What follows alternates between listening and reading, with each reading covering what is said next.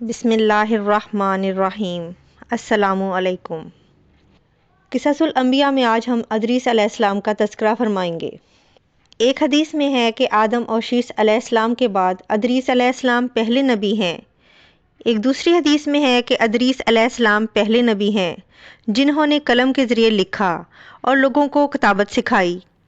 حافظ ابن کثیر نے ان کا حلیہ کچھ یوں بیان کیا ہے: پورا قد و قامت، خوبصورت، خبرو گھنی داڑھی، عمدہ اوصاف کے مالک، چوڑے کندھے، مضبوط ہڈیاں، دبلے پتلے، سرمگی چمکدار آنکھیں، گفتگو باوقار، خاموشی پسند، سنجیدہ اور متین، چلتے ہوئے نظر نیچی، انتہائی فکر و خوض کے عادی، غصے کے وقت سخت غضبناک، باتیں کرنے میں شہادت کی انگلی سے بار بار اشارہ کرنے کے لیے اٹھاتے۔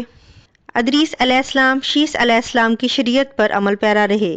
چونکہ ادریس علیہ السلام رسول بھی تھے، اس لیے اللہ کی طرف سے مستقل ان پر شریعت نازل ہوئی، جس کی تشریح و تفسیر کر کے لوگوں کو احکام الہی سے آگاہ فرماتے۔ ادریس علیہ السلام نے جب دیکھا کہ مفسدین ایمان والوں پر ظلم و زیادتی کر رہے ہیں، ان کا فساد بڑھتا جا رہا ہے اور سمجھانے کے باوجود یہ لوگ باز نہیں آ رہے، تو انہوں نے اپنے پیروکاروں کو جہاد کا حکم دیا۔ ادریس علیہ السلام پہلے شخص ہیں جنہوں نے اللہ کے راستے میں جہاد کیا، غنیمتیں حاصل کی اور دشمنوں کو قیدی بنایا، لیکن غنیمتیں اور قیدی ان کے لیے حلال نہیں تھے۔ رسول اللہ صلی اللہ علیہ وآلہ وسلم پہلے رسول ہیں جن کے لیے غنیمتیں حلال کی گئیں، لیکن یہ بات یقینی ہے کہ جہاد سب سے پہلے حضرت ادریس علیہ السلام نے کیا۔ انہوں نے جہاد کے لیے سب سے پہلے ایک لشکر تیار کیا، پھر اس لشکر کو 2 حصوں میں تقسیم کیا۔ ایک حصہ پیادوں پر مشتمل تھا اور دوسرا سواروں پر۔ چنانچہ بھرپور تیاری کے بعد ادریس علیہ السلام نے قابیل کی قوم پر چڑھائی کر دی۔ حق و باطل کے درمیان زبردست مارکے ہوئے، آخرکار ادریس علیہ السلام نے انہیں گھٹنے ٹیکنے پر مجبور کر دیا۔ ان کا بہت سا مال و اسباب لوٹ لیا اور لوگوں کو قیدی بنا لیا۔ اللہ تعالیٰ نے ان تمام باتوں کا ذکر نہیں فرمایا، بلکہ اللہ نے ان کی سیرت کے بارے میں اپنی کتاب قرآن مجید میں اشارتاً ذکر فرمایا ہے۔ مثلاً سورہ مریم میں آیت 56 اور 57 میں ارشاد ہوتا ہے: اور اس کتاب میں ادریس کا بھی ذکر کر، وہ بھی نیک کردار نبی تھے، ہم نے انہیں بلند مقام پر اٹھایا۔ ان کے بلند مرتبے کے بارے میں بخاری اور مسلم میں احادیث موجود ہیں کہ نبی اکرم صلی اللہ علیہ وآلہ وسلم نے فرمایا: میں نے معراج کی رات چوتھے آسمان پر ادریس علیہ السلام سے ملاقات کی، وہ چوتھے آسمان پر بلند مقام پر فائز تھے۔ ابن جریر نے ایک روایت بیان کی ہے، وہ روایت اس بات کی وضاحت کرتی ہے کہ اللہ تعالیٰ کے ارشاد کے مطابق ایک روایت کو بلال بن یسار سے بیان کیا جاتا ہے۔ وہ کہتے ہیں کہ میری موجودگی میں ابن عباس رضی اللہ تعالیٰ عنہما نے کعب رحمۃ اللہ علیہ سے پوچھا، کہا ادریس علیہ السلام کے متعلق اللہ تعالیٰ کے اس قول کہ ہم نے انہیں بلند مقام پر اٹھا لیا، اس کا کیا مطلب ہے؟ تو کعب رحمۃ اللہ علیہ نے جواب دیا، اللہ تعالیٰ نے ادریس علیہ السلام پر ایک مرتبہ یہ وحی نازل فرمائی: اے ادریس، تمام اہل دنیا سے جس قدر روزانہ نیک عمل کریں گے، ان سب کے برابر میں تجھے ہر دن اجر دوں گا۔ ادریس علیہ السلام نے یہ سنا تو انہیں خواہش محسوس ہوئی کہ میرے اعمال میں روز افزوں اضافہ ہو، اس لیے عمر کا حصہ طویل ہو جائے تو اچھا ہے۔ انہوں نے وحی الہی اور اپنے اس خیال کو ایک رفیق فرشتے پر ظاہر کر کے کہا، اس معاملے میں موت کے فرشتے سے گفتگو کرو تاکہ میں نیک اعمال کا زیادہ سے زیادہ وقت حاصل کر سکوں۔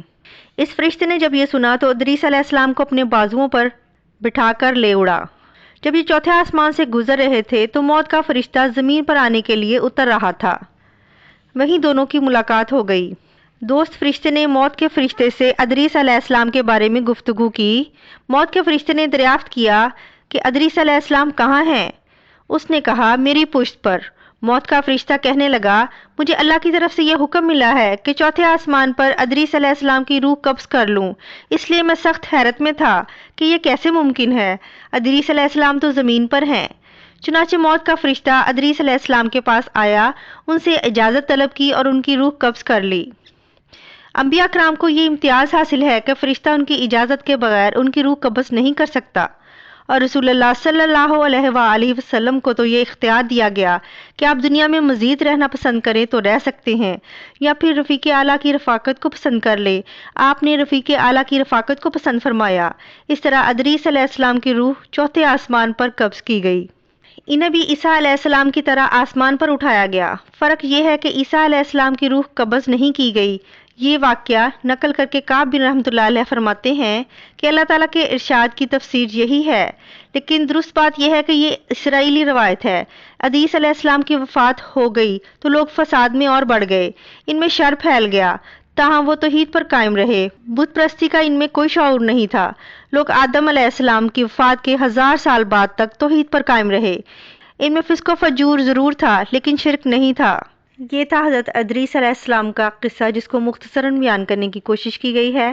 ویڈیو پسند آئے تو ویڈیو کو لائک کریں۔ اللہ تعالیٰ میرا اور آپ کا، ہم سب کا حامی و ناصر ہو۔ جزاک اللہ خیر۔